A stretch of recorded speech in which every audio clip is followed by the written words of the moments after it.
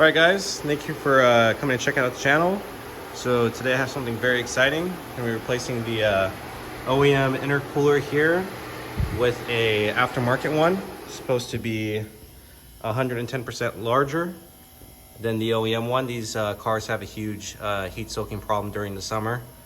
So hopefully it'll give us a little bit more performance.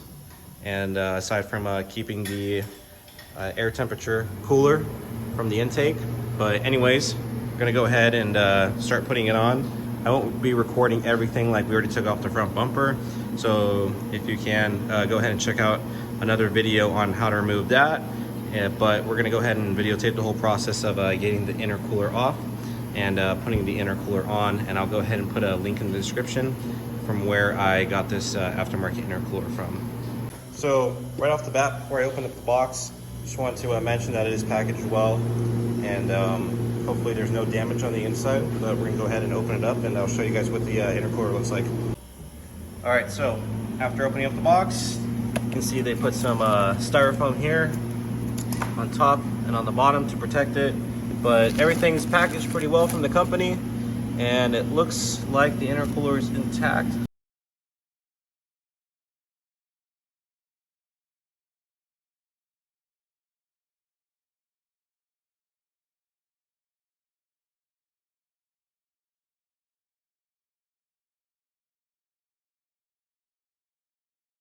All right, so right here is going to be the stock OEM intercooler and the aftermarket intercooler.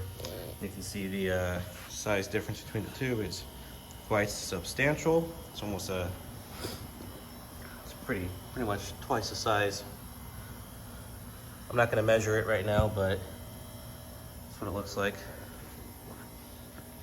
We're going to go ahead and put the aftermarket intercooler in right now. All right, so inside the packaging, they also gave us some new hoses to go along the side. Now this is a larger diameter, so the hose is going to be a little larger right here, and it's going to shrink down so that way it can fit right on into here.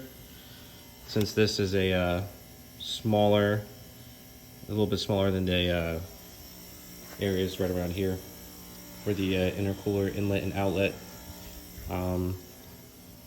Here's how everything looks. And the intercooler is all taken out.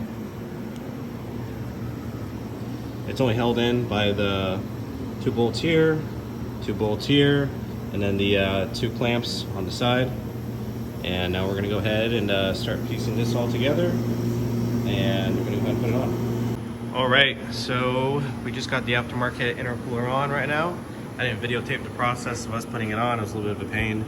Anyway, so we used the spacers that were included and the bolts. We put some of our own washers on here though for all 4 corners. And just to be warned, getting the let me focus that. Getting the clamp on right here is a little bit of a pain in the butt, but we found that putting on the clamp and then putting on the intercooler and then moving around the clamp a little bit right back here, tighten it, worked pretty well. So we're gonna go ahead and start tightening all the clamps up one last time, just making sure everything's good.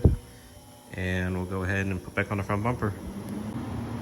All right, so for right here, just so that way it's not sticking out, because we don't have the plastic piece that went over the original OEM intercooler, we're gonna go ahead and drill it out this hole a little bit more, so that way you can get this little clip on in here for the sensor.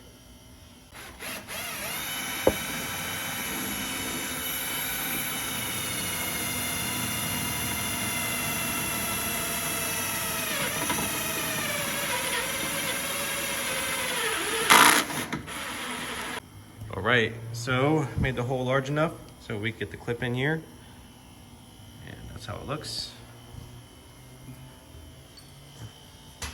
Everything fits perfectly. It was a little bit of a struggle.